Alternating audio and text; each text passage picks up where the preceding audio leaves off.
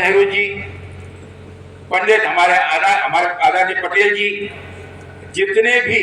मौलाना आजाद साहब, जो कल्पना इस देश को स्वतंत्र होने के बाद अंग्रेजों के तहत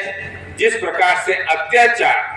विशेष वर्ग पर होकर और इस समाज को बांटने की बात चल रही थी, इस संविधान ने इस समाज के, इस देश के सब समाजों को जोड़ने का एक बहुत बड़ा भूतपूर्व हमने काम किया। और इसी आदरणीय परम पूज्य बाबा साहब आंबेडकर के संविधान को अगर आप देखें, पिछले 10 वर्षों में केंद्र सरकार के द्वारा हमें क्या महसूस होता है। 10 वर्षों से इस केंद्र सरकार ने पूरे देश के अंदर, अगर आप देखें, चाहे इस देश का सर्वोच्च पंचायत संसद हो या भारतीय जनता पार्टी द्वारा चलित जो विधानसभाएं, जो राज्य हैं, वहां पर अगर आप देखें तो संविधान को दरकिनार कर कर मनमानी तरीके से विधेयक पास किए जा रहे हैं अपने बहुमत के आधार पर। आपने देखा होगा कि पिछले दिनों किसानों के विरोध में 3 काले कानून लाए गए। इन काले कानूनों का मतलब क्या था? इन काले कानूनों का मतलब यह था साथियों कि जितने भी हमारे दुर्बल छोटे जमीन धारक, भूधारक किसान हैं, उनकी किसानी को सब कानून को बाजू में रख के, जिन्हें संविधान में विशेष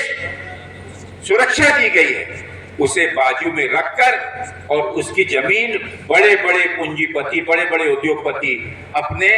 मनमाने दाम पर खरीद सकें। उस काले कानून में यह कहा गया था कि किसान का दाम, उसके फसल का दाम, जिसके लिए आज सड़कों पर महीनों से संघर्ष चल रहा है, जिसके चलते हुए इस देश के किसानों ने सड़कों पर संघर्ष करते हुए 700 से ज्यादा किसानों ने अपने प्राणों की आहुति दी,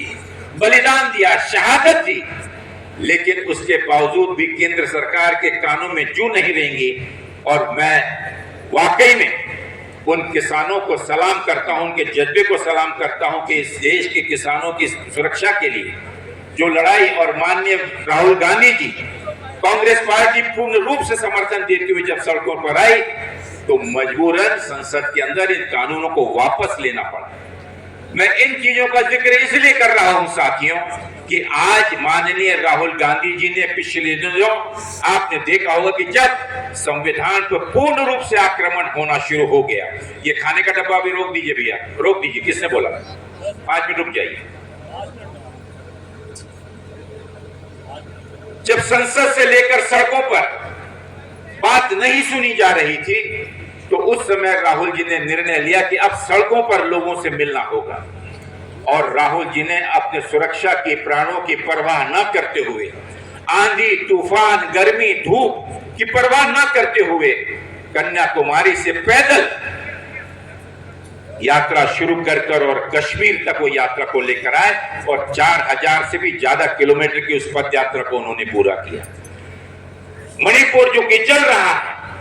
वहां से शुरुआत करके और मुंबई तक उन्होंने फिर एक भारत जोड़ो न्याय देने की यात्रा शुरुआत की। और अगर आप देखें तो 10,700 किलोमीटर की यात्रा माननीय राहुल गांधी जी ने इसी संविधान को बचाने के लिए, इसी संविधान की जिस प्रकार से अनदेखी की जा रही थी, उस संविधान के प्रति लोगों को जागरूक करने और उन्हें संरक्षण देने के लिए अपने प्राणों की बाजी देकर, और ये काम सिर्फ आप जानते हैं कि ऐसा ही व्यक्ति कर सकता है जो एक आम नागरिक से ऊपर उठकर अपने देश के प्रति, अपनी जनता के प्रति, और सच पूछे तो ऐसी कोई दैविक शक्ति ही होगी जिसके चलते हुए बिना किसी की परवाह किए उन्होंने अपने कदम आगे बढ़ाए और 10,700 किलोमीटर की यात्रा पूरी की। साथियों, आज राहुल जी शांत नहीं बैठे। जो देश में बेलगाम सरकार चल रही थी, मैं उत्तर प्रदेश की जनता को